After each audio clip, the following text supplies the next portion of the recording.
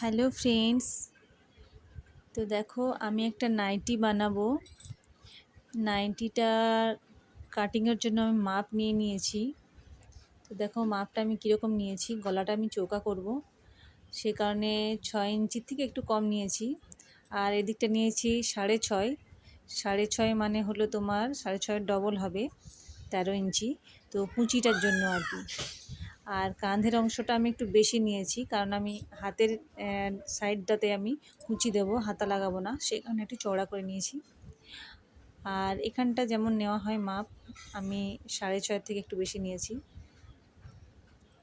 তারপর হাতটাকে round shape দিয়ে দিয়েছি। এবার দেখো আমার কাটিং করা হয়ে গেছে, কাটা হয়ে গেছে। তো